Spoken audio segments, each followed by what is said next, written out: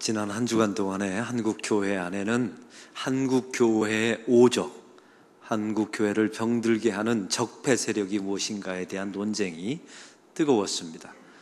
하이패밀리의 송기론 목사님을 아십니까? 이분이 지난 주간에 한국 교회 오적이라는 글을 발표했습니다. 이분이 꼽았던 오적은 다음과 같습니다. 첫 번째, 예배를 자극하는 드럼. 두 번째, 현란한 대형 스크린. 또한 세 번째로 그 목사들의 청바지 옷차림과 셔츠. 다섯 번째는 주여 주여 외치는 복창기도. 이 다섯 가지를 한국교회 오족이라고 송기론 목사님이 꼽았습니다. 이것 때문에 찬양 사역자들이 들고 일어났어요. 그래서 바로 송기론 목사님이 자기 페이스북에다가 사과의 글을 올린 일이 있었습니다. 저는 이분의 글에 동의하지 않습니다. 그러나 조선일보의 루터교회 목사님이 한국교회에 와서 30년 동안 목회한 그 조선일보에 나온 한국교회의 오적에 대한 글이 저의 마음을 감동시켰습니다. 그 목사님은 외국 사람입니다. 루터교회이죠. 종교개혁 500주년 아닙니까? 한국교회 안에서 목회하면서 한국교회를 병들게 하고 힘들게 하는 다섯 가지 적을 다음과 같이 말했습니다. 예배에 형식만 남아있는 형식적인 예배. 그 안에 감동과 하나님의 강력한 임재는 사라지고 형식만 남아있는 한국교회 예배를 첫 번째로 꼽았습니다. 두 번째는 세속주의와 기복주의. 복을 추구하고 천국을 소망하며 살아야 되는데 한국교회 교인들은 이 세상을 추구하며 사는 교인들이 되어 있더란 말이죠. 또한 세 번째는 교권주의였습니다. 교회 직분이 권력화되어 있고 세력화되어 있는 것. 그래서 교회 직분은 누군가를 섬기고 하나님의 교회를 받드는 데 쓰여져야 되는데 누구 위에 군림하는데 한국교회 직분이 쓰여지는 이 교권주의를 네 번째로 꼽았습니다. 그리고 마지막에 하나 더 든다면 이 목사님께서 한국교회의 적폐 세력의 가장 중요한 문제는 목사들의 문제이다 라고 그 목사님이 정확하게 짚어내었습니다. 저는 이 내용에 전적으로 동의합니다. 한국교회가 만약 힘들어졌다면 그 문제 안에 중심 안에 목사들이 있다는 사실을 저는 아주 통렬하게 인정합니다. 그런데 만약에 저한테 한국교회를 힘들게 하고 병들게 하는 오적 가운데 하나를 더한다면 저는 다음과 같이 생각합니다. 그것은 바로 성령님에 대한 오해와 왜곡입니다. 바로 우리가 알고 있는 그 성령님에 대한 오해와 왜곡이 한국교회를 힘들게 만들었다는 사실이지요. 저는 목회를 하면서 성도들에게 이런 질문을 자주 합니다. 성도님은 구원을 받았습니까? 근데 성도들이 금방 예라고 대답하는 사람들이 극히 드물어요. 약간 머뭇하다가 예라고 대답합니다. 그럼 저는 궁금해요. 그 사이에 도대체 뭘 생각했을까? 왜 주저했을까? 아마 분명히 이런 생각이 들었을 겁니다. 내가 요즘 지은 죄가 많은데 하나님의 구원이 혹시 취소되지는 않았을까? 여러분 혹시 이런 마음 가져본 적은 없습니까? 우리가 구원이라는 것은 그렇습니다. 나의 행위와 나의 업적에 따라 나의 도덕에 따라 주어진 것이라면 우리가 죄를 지으면 취소당에 마땅하죠. 그러나 구원이라는 것은 그런 것이 아닙니다. 전적인 하나님의 타자, 하나님의 은혜에 의하여 선택받고 구원받았기 때문에 하나님께서 우리에게 주어주신 구원과 믿음은 결코 취소되지 않음을 여러분 믿으시기 바랍니다. 그런데 더 사람들을, 성도들을 곤란하게 만드는 질문이 있어요. 바로 그것은 집사님, 성도님 성령 받았습니까? 집사님 안에 성령님이 계십니까? 집사님은 성령으로 세례를 받으셨습니까? 이 질문하면요 바로 예라고 대답하는 사람을 저는 거의 본 적이 없습니다. 사실 이 세 가지 질문이 같은 질문이에요. 당신은 성령 받았나요? 성령이 당신 안에 계십니까? 성령으로 세례를 받으셨나요? 이 세 가지 질문은 같은 질문인데 대답을 하지 못하는 겁니다. 이유가 무엇일까요? 바로 거기는 성령에 대한 오해 때문입니다. 우리는 성령님 하면 첫 번째 드는 생각이 기도원, 또 부흥회 이런 것을 생각해요. 여러분 이런 것들은 성령과 관련이 없습니다. 어떤 사람은 방언과 예언, 또 뜨거워지는 것, 이런 것을 성령님과 연관시켜 생각합니다. 이것은 성령님에 대한 완전한 오해입니다. 우리 성령님께서 이런 거 하시려고 이 땅에 오신 분이 아니에요. 방언 받았다? 여러분 예수 믿은 후에 방언 받을 수 있죠. 그건 은사라고 말합니다. 다음 주일날 제가 말씀을 다룰 내용입니다. 그런데 중요한 것은 내가 방언 받았다, 예언을 했다, 이런 것은 구원받았다는 징표가 아닙니다. 사탄도 얼마든지 성도들에게 방언 줄 수 있어요. 예언하게 만들 수 있습니다. 나는 뜨거워졌다? 그 구원의 징표 아닙니다. 여러분 이것은 우리가 성령님에 대한 오해와 왜곡에서 불과한 거예요. 여러분 뜨거워지는 건요, 집에 가서 손바닥만 한 30분 쳐보세요. 금방 뜨거워집니다. 우리는 또한 신학적인 무지 때문에 그렇습니다. 성령님에 대한 신학적인 무지 때문에 우리는 변증도 못하고 대답도 못하고, 아까 성령 받았습니까? 성령이 계십니까? 성령으로 세례를 받으셨습니까? 물으면 대답조차 못하는 그런 미숙한 성도가 돼버리고 맙니다. 오늘 말씀을 통해서 우리는 이런 문제를 완벽하게 해결하기를 원합니다. 사실 오늘 설교는 교리적인 설교예요. 그래서 좀 딱딱하지만 여러분 이 말씀을 듣고 일단 성도들은 교리적으로 우리가 무장되어야 되지 않겠습니까? 사도 바울은 자기 자신을 파송한 비시디의 안디옥 교회에 도착하게 되었습니다. 그리고 다시 오늘 본문에 보면 에베소에 도착하게 되죠. 여러분 에베소에서 어떤 일이 있었습니까? 사도 바울이 2차 전도 여행 중에 에베소에 갔을 때 유대인들의 환대를 받습니다. 아주 독특한 일이었죠. 유대인들이 회당에서 더 머물러 달라고 말합니다. 이때 사도 바울이 사도행전 18장 21절에 말합니다. 하나님의 뜻이 있으면 내가 다시 돌아오게 될 것이다 라고 말했습니다. 그리고 사도 바울은 정말 하나님의 뜻대로 에베소에 돌아왔습니다. 그리고 1절에 이렇게 말합니다. 어떤 제자들을 만나 라고 나와 있습니다. 한번 따라해 봅시다. 어떤 제자들을 만나.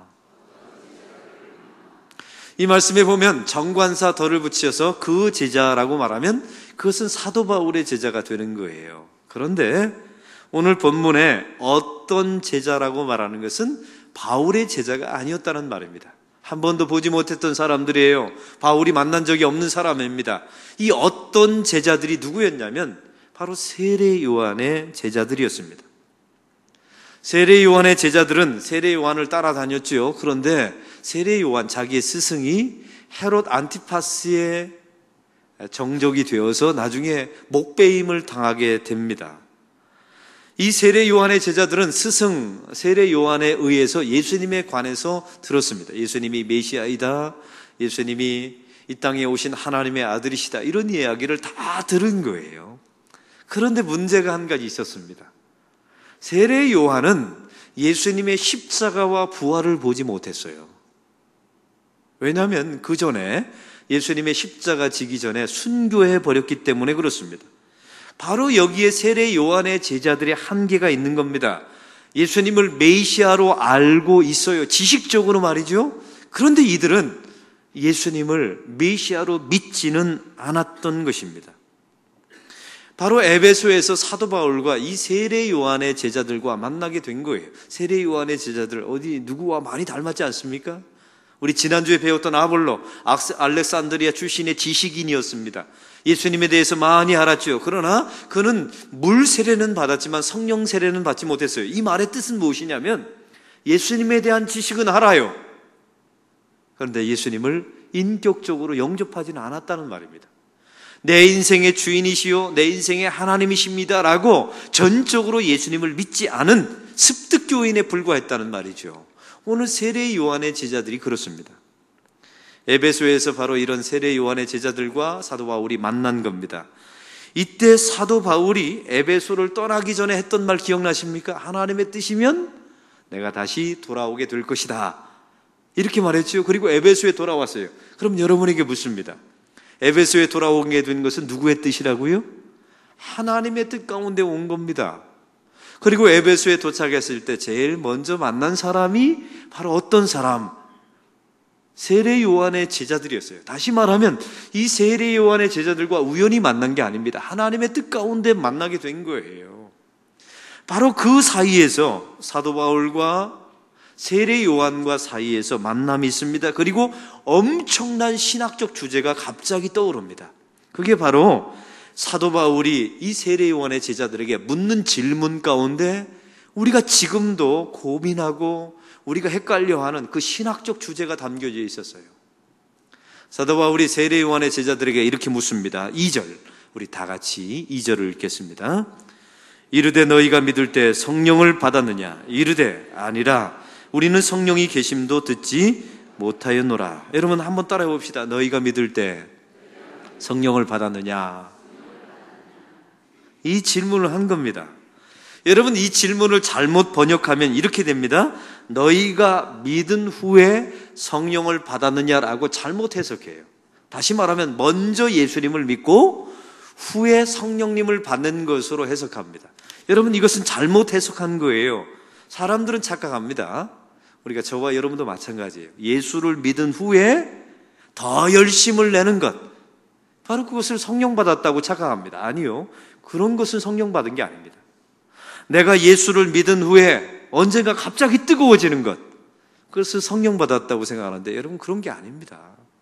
내가 예수를 믿었는데 믿고 난 후에 어느 날 갑자기 방언이 터졌다, 그걸 성령 받았다라고 말합니다. 여러분 그런 의미가 아니에요. 이건 여러분 성령님에 대한 오해와 왜곡입니다.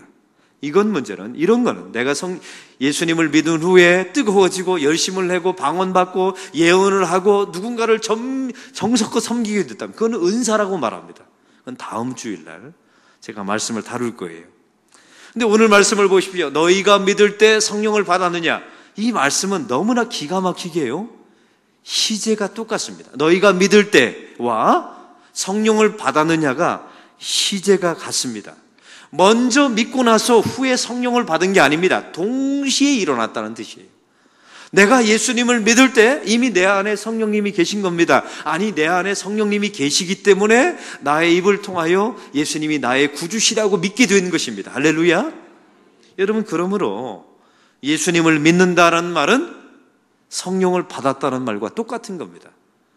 예수님을 나는 믿습니다라는 말은 나는 이미 내 안에 성령님이 계시다는 말과 똑같아요. 나는 예수님을 믿습니다. 이것은 나는 성령으로 세례를 받았다는 말과 똑같습니다.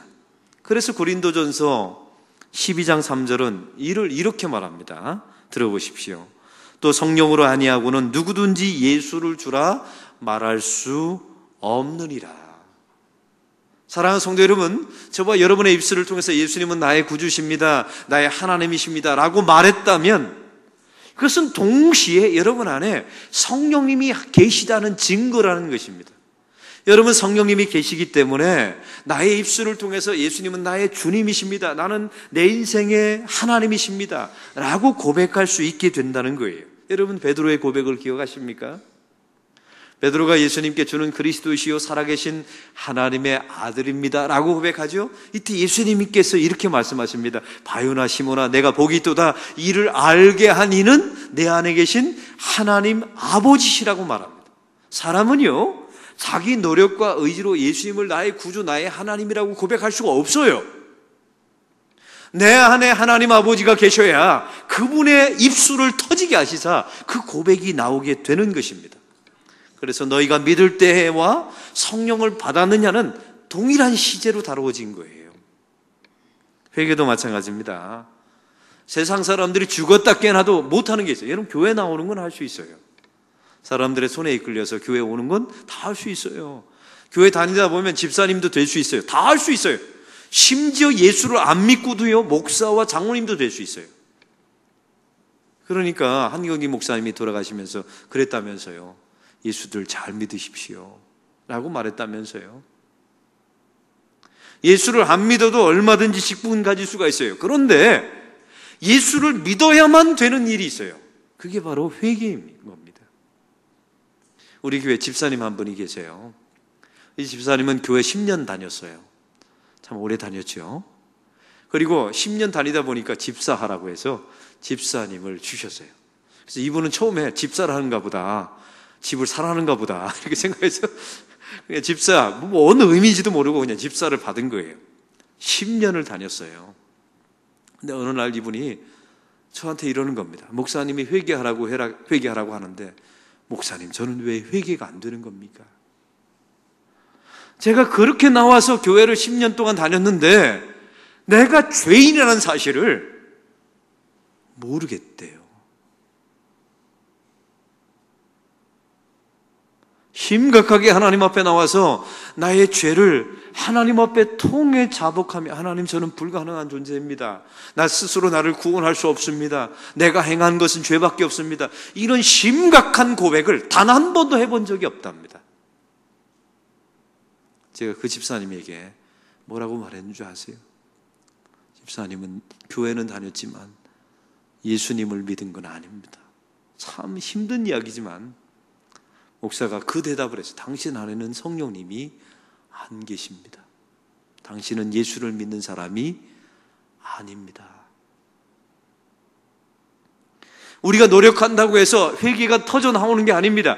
내 안에 성령께서 탄식의 영이 계셔야, 탄식하게 해주셔야 내 입술을 통해서 회개가 터져 나오는 거예요. 여러분, 베드로와 예수님과 만났던 첫 번째 장면 기억나십니까? 베드로가 밤새도록 업으로 고기를 잡고 있었어요. 그때 우리 주님께서 나타나셔서 저 배 오른편에 던지라, 던졌죠. 그물이 찢어질 정도로 잡았습니다. 이때 베드로가 예수님께 했던 첫 번째 말 기억나십니까? 저 같으면 분명히 이렇게 말했을 것 같아요. 오늘 수지 맞았다. 우리 예수님 반타작 합시다. 절반은 예수님 같고 절반은 우리가 같고, 주님 이렇게 고기를 많이 잡게 해주시다니 오늘 한번 잔치합시다. 저는 분명히 논리적으로 말하면 이렇게 말해야 돼요. 그런데 베드로가 했던 말 이렇게 기억합니다. 주여, 나를 떠나소서. 나는 죄인입니다. 이거는요, 여러분, 세상에 어떤 논리도 설명할 수 없는 말씀이에요. 예수님과 베드로가 만나는 순간에 그 안에 성령께서 임하신 것입니다. 그래서 그의 입술을 통하여 이 세상에서 단 한 번도 나오지 못했던 말, 주여, 나는 죄인입니다. 나를 떠나소서. 이렇게 말할 수밖에 없었던 것이죠. 사랑하는 성도 여러분, 너희가 믿을 때 성령을 받았느냐? 이건 동시에 이루어지는 사건입니다. 여러분 안에 성령님이 계시기 때문에 믿은 거예요. 여러분이 믿었다고 말하는 것입니까? 그러면 여러분 안에 이미 성령님이 계신 줄로 믿습니다. 그러므로 저와 여러분이 예수님을 나의 구주, 나의 하나님으로 믿게 된 것은 엄청난 기적이에요. 이건 신비요, 하나님의 계시입니다. 하나님이 우리를 찾아왔기 때문에, 믿었기 때문에, 내 안에 성령님이 계시기 때문에 이게 가능한 것입니다. 예수님이 활동하셨던 시기가 AD 1년서부터 AD 33년이었어요. 33세까지 공생애 생활을 하고 예수님이 승천하셨죠. 여러분, 그 AD 1년서부터 33년도에 우리나라에는 무슨 일이 있었는 줄 아십니까? 고구려 때 주몽이 BC 37년에 고구려를 개국하고 고구려 왕이 되었을 때예요. 제가 이런 설교를 하면 어떤 분이 그래요. 목사님, 고구려는 송일국이 왕이지 송일국이 세운 나라지 어떻게 주몽이 세웠습니까? 그런 분들이 드라마를 하도 보면 이런 증세가 나타나요. 바로 예수님이 활동하셨을 때 우리나라에는요, 백자 비류왕이 백제국을 건국했던 시기입니다. 우리는요, 예수님을 본 적도 없어요. 우리는 예수님을 만난 적도 없습니다. 또 이 자리에 성지순례 가본 분들 계세요? 2000년이 지난 지금도 우리는 성지순례 안 가본 분들이 태반입니다. 그런데 놀라운 사실은요, 예수님이 나를 위해서 십자가에 지셨다는 것을 우리는 믿어요. 사실은 믿은 게 아니라 믿어진 거죠. 예수님께서 나를 의롭다 하기 위해서 부활하셨다는 사실을 우리는 믿습니다. 아니, 믿어지고 있습니다. 여러분, 이게 얼마나 놀라운 일입니까? 우리는 그때 주몽 밑에서, 우리 조상들이 주몽 밑에서 고구려를 개국하고 비류왕 밑에서 이 땅에서 얼마나 많은 우상을 섬겼던 민족이었습니까? 그런데 수천 년이 지난 지금 우리는 주님을 만난 적도 없어요. 그 자리에 함께 하지도 않았습니다. 그런데 성경의 모든 사건이 믿어지는 것, 이것은 우리의 힘으로 되는 게 아닙니다. 우리 안에 성령님께서 일방적으로 오셔서 우리를 믿게 하신 줄로 믿습니다. 그래서 너희가 믿을 때 성령을 받았느냐? 이것은 동시에 이루어진 하나님의 기적이요, 하나님의 사건이며 하나님의 신비인 줄로 믿습니다. 여러분 가운데 지금 혹시 예전에는 뜨거웠으나 뜨겁지 않은 분들이 계십니까? 본래 모태신앙들이 본래 안 뜨거워요. 이것도 못해 저것도 못해 그래서 모태신앙이라면서요. 그런데 이것만은 의심하지 마세요. 내가 뜨겁지 않다고 해서 내 안에 성령님이 안 계신 게 아닙니다. 그것은 여러분의 신앙의 방식일 뿐이에요. 어떤 분은 그러더라고요. 목사님, 저는 10년 동안 계속 뜨거웠다고. 그분은 빨리 정신과 가보셔야 돼요. 약간 문제가 있어요. 사람이라는 게요, 뜨거웠다 식었다 이러는 거죠. 사실은 본래 그러는 겁니다. 여러분 가운데 혹시 요즘 열심히 식은 분들 계십니까? 그러면 혹시 성령님이 떠나신 건 아닌가 이렇게 염려하신 분이 계신데, 아니요. 여러분의 입술을 통해서 예수님은 나의 구주십니다, 나의 하나님이십니다 라만 믿어진다면 여러분 안에 성령님이 계신 거예요. 여러분, 저는 어렸을 때 어느 정도 열심히 했냐면요, 제가 대학교 1학년 때 예수님을 영접했잖아요. 히시시 수련회에서. 목사 아들인데도. 참 이게요, 제가 예수님을 믿으니까, 내 안에 성령님이 계시니까요, 교회 새벽 종을 제가 쳤어요. 그때부터. 옛날엔 땡그랑 하는 종을 쳤거든요. 또 그 후에는 차인벨도 올리고요. 그 다음에 주일날 일부가 되면 제가 성가대, 시골교회라 교인이 없으니까 제가 성가대 했지요. 주일학교 또 교사했지요. 그때는 또 오후반도 있었어요. 여기 아실 거예요. 오후 성경학교가, 주일학교가 매주마다 있었어요. 그리고 저녁 예배 7시 반. 그리고 성가 연습 마지막 하면 집에 오면요 9시 반, 10시가 넘어요. 그런데도 힘들지 않았어요. 열심을 냈던 적이 있죠. 지금은 몸도 안 따라주고요, 그런 열심도 사라진 경우가 있어요. 그렇다고 해서 여러분 안에 성령님이 사라진 것은 아닙니다. 이걸 잊지 마십시오. 어떤 성도들은 말합니다. 예전에 나는 방언했었다. 그런데 목사님, 지금은 방언이 안 나옵니다. 그러면 성령님이 떠나신 것이 아닙니까? 이렇게 묻는 교인들이 계세요. 왜 방언을 안 하는 줄 아세요? 쓸데가 없으니까 안 하는 겁니다. 쓸데 있으면 방언하게 만들어 주실 줄로 믿습니다. 그건 다음 주일날 제가 성령의 은사에 대해서 말씀을 나눌 거예요. 여러분의 입술에 요즘 살아가면서 뜨겁지 않아도 좋습니다. 열심히 없어도 좋아요. 방언이 예전에 했는데 안 나와도 좋아요. 여러분의 입술을 통해서 예수님이 나의 구주, 나의 하나님이라는 것만 믿어진다면, 그 믿을 때 너희가 성령을 받았느냐? 여러분 안에 성령님이 계십니다. 여러분, 이것을 의심하지 마시기 바랍니다. 그래서 예수 믿는 사람들이요, 그 부르지 말아야 할 가스펠송이 한 가지 있어요.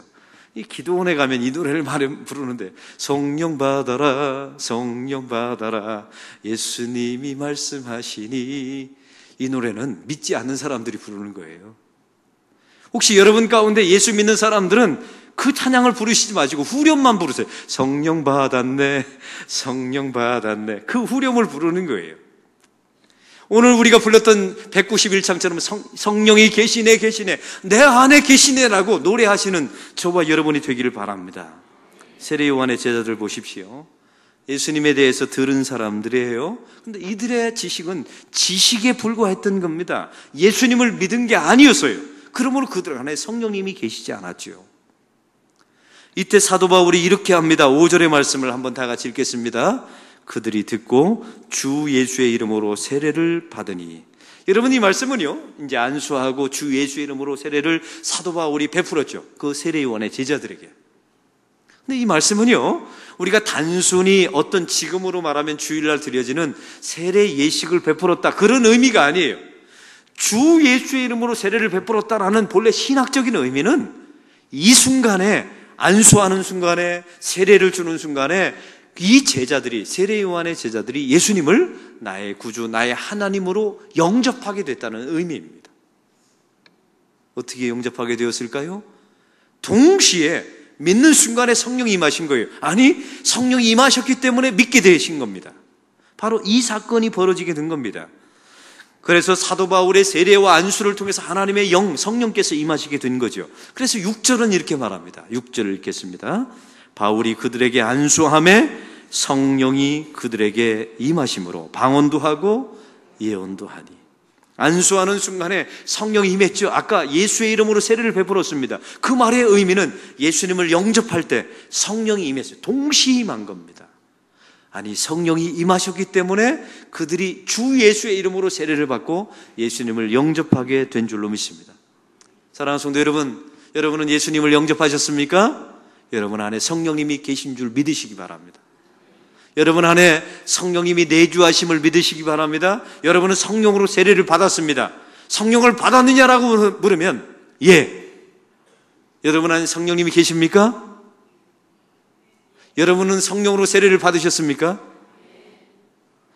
대답이 적으면 다시 처음부터 설교 다시 하겠습니다. 여러분, 이 문제 해결하려고 제가, 여러분, 이것은 담임 목사의 어떤 주장이나 이런 이야기가 아니에요. 성경의 근본에서 성경이 우리에게 전하는 정확한 교리이며 메시지인 것입니다. 이런 성령의 임재, 예수님을 나의 구주, 나의 하나님으로 고백하게 되면 성령님이 계시잖아요. 이런 사람에게는 성화의 삶이 펼쳐집니다. 삶이 변화되어져요.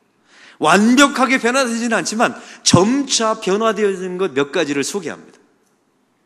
여러분 안에 성령님이 계십니다. 예수님을 믿으시고 구주로 영접하셨죠. 믿어지고 있다면, 성령님이 계시면 다음과 같은 놀라운 변화가 일어납니다. 첫 번째는요, 성령님은 예수의 영이십니다. 따라해 봅시다. 성령님은 예수의 영이십니다.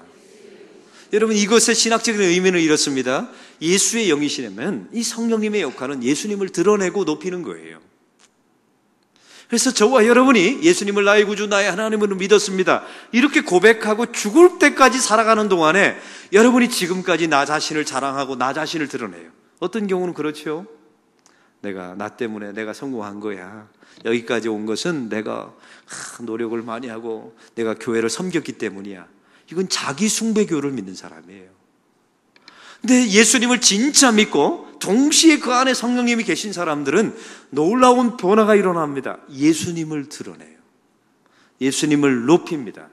예수님의 거룩하심을 그의 삶을 통해서 드러납니다. 예수님의 인자하심을 드러냅니다. 할렐루야. 여러분, 우리 교인들 보면요, 전도할 때 보면 교회를 자랑하는 분이 계세요. 우리 교회는 몇 명이 모입니다. 이제 비전센터도 지을 겁니다. 우리 목사님 좋습니다. 이건 초짜예요. 신앙이 점점 깊어가면 깊어갈수록 여러분 안에 성령님이 계시다면 이렇게 바뀌어야 합니다. 예수님을 드러내고 예수님을 높이셔야 합니다.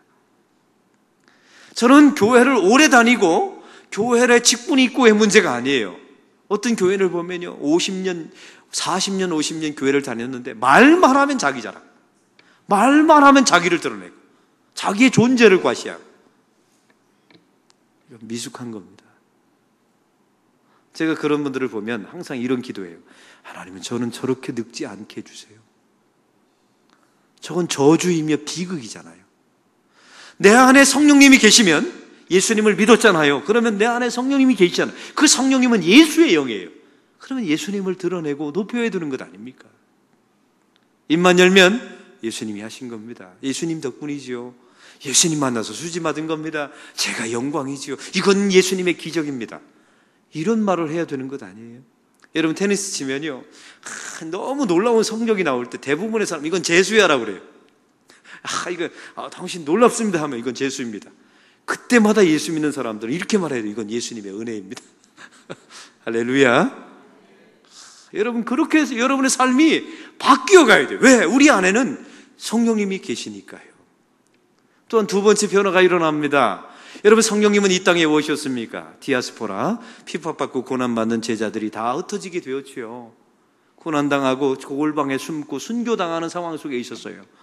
그런데 육체적인 예수님을 가지고 있는 예수님은 곳곳에 나타나서 함께 할 수가 없는 겁니다. 왜요? 제자들이 다 흩어져 있으니까. 그 흩어져 있는 제자들에게 시간과 공간 제약 없이 만날 수 있는 것은 딱 한 가지 방법밖에 없었어요. 육체를 가지신 예수님은 승천하시고 영이신 예수의 영께서 오신 겁니다. 그게 바로 성령님이세요. 바로 오늘 성경은 우리에게 말하는 겁니다. 그 성령님이 여러분 가운데 내주하십니다. 함께 하십니다. 혹시 여러분의 삶의 상황 속에서 힘들고 어려우면 남편 찾지 마세요. 남편은 하나님이 아니에요. 여러분이 힘들고 어려우면 자꾸만 사람에게 찾아가서 무엇인가를 구하는 분들이 계세요. 그 사람은 사람일 뿐이지 여러분의 영적인 문제를 해결해 주지 못해요. 여러분 안에 이미 계신 성령님을 찾으셔야 합니다. 할렐루야. 내 안에 성령님, 제가 이렇게 외로운데 성령님 저를 위로해 주세요. 제가 요즘 이렇게 힘든데 성령님 한마디 좀 해주세요. 왜 그렇게 못하십니까? 그러려고 성령님이 오셨는데, 뜨겁게 해주려고 성령님께서 오신 게 아닙니다. 방언이나 하려고, 예언이나 하려고 오신 게 아니에요. 성령님은 여러분 안에 내주하셔서 여러분의 삶이 힘들고 곤고할 때마다 위로하시려고 네가 사도다, 내가 하나님의 자녀이다, 힘내, 힘내, 힘내. 성령님께서 그 역할을 하시려고 우리 안에 내주하시는데 왜 그 성령님과 교제를 하지 않으십니까? 또한 세 번째 이유가 있어요. 우리 삶 가운데 변화되어지는 세 번째 모습은요, 예수님의 사역을 보세요. 예수님 성경에 나타난 모든 사역은 이미 다 과거입니다. 그 과거는 능력이 없어요. 베드로의 삶을 보세요. 베드로가 예수님의 기적 다 따라다니면서 보았습니다. 야이로의 딸이 사는 것도, 나사로가 죽었다 살아나는 것도 보았어요. 모든 기적을 다 본 사람이 베드로예요. 근데 베드로가 어떻게 되었습니까? 예수님을 부인하고 도망가 버렸어요. 왜요? 그 예수님께서 보여주셨던 모든 기적 속에 하나님의 의미를 깨닫지 못했던 겁니다. 이분이 진짜 메시아이며 하나님의 아들 되심을 그는 전적으로 믿지 않았던 거예요. 그런데 초대교회를 보세요. 사도행전에 보면 갑자기 베드로와 사도 바울이 돌변합니다. 그렇게 겁 많았던 사도 바울이, 베드로가 다 순교자의 길을 걸어가요. 이게 왜 일어난 줄 아십니까? 어떤 분들은 부활을 목격했기 때문이라고 말해요. 맞습니다. 그러나 또 한 가지 이유가 있어요. 성령이 임하시는 순간에 그 과거에 일어났던 모든 것들이 해석이 되어지는 거예요. 무리를 걸어가시는 것, 그건 우리는 다 무리를 걸어간다, 이런 의미가 아니었던 겁니다. 예수님이 하나님이시라는 것을 그제서야 성령이 임하니까 깨닫게 된 겁니다. 예수님이 무리를 걸었을 때는 베드로가 나도 걷게 해주세요, 놀라운 능력도 보여주세요, 이렇게 말했어요. 그건 믿은 것이 아니에요. 근데 성령이 임하시니까 초대교회에 베드로가 이제 알게 된 겁니다. 그 무리를 걸었던, 내가 예전에 과거에 보았던 그 예수님이 하나님이셨구나, 이걸 받아들이게 되는 겁니다. 믿게 된 거예요. 다시 말하면 그 과거의 모든 예수님의 사건이 다 현재화되어지는 거예요. 바로 그 속에 하나님의 능력이 나타나는 겁니다. 제가 곽선희 목사님의 지지난주에 몇 달 전에 강의를 들었을 때 곽 목사님이 이런 말씀을 하시는 거예요. 목사님들이 강해 설교를 하려면 제일 첫 번째 해야 되는 성경이 사도행전이라고 말씀하시더라고요.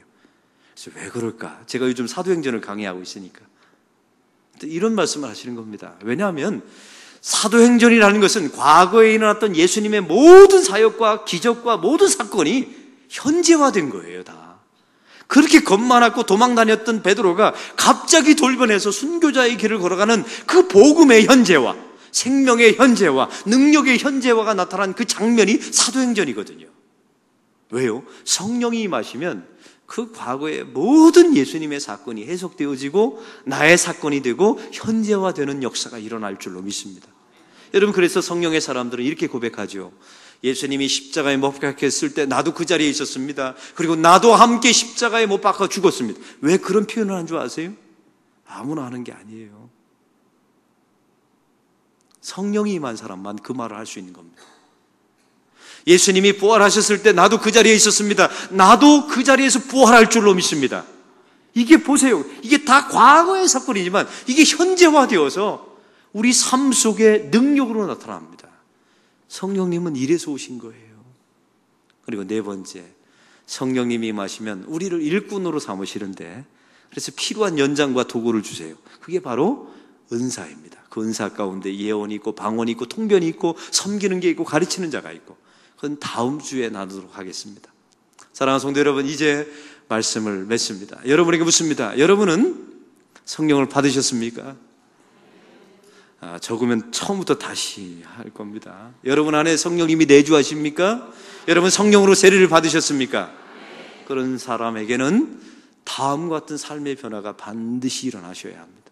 예수님을 점점 드러내시고 높이셔야 돼요. 완벽하지는 않아요. 그러나 시간이 지나면 지날수록 더 예수님을 드러내고 높이고, 집사일 때보다 권사님일 때, 장로님일 때 훨씬 더 예수님을 드러내고 높이는 저와 여러분이 되시기를 바랍니다. 그리고 여러분의 삶의 현장 속에 영으로 계신 예수님께서 여러분과 함께 하십니다. 그리고 어렵고 힘든 일이 있으면 목사 찾아오기 전에 성령님을 찾아가세요. 여러분 안에 계신 성령님을 찾으세요. 할렐루야. 목사는요, 그냥 밥 먹을 때나 찾으세요.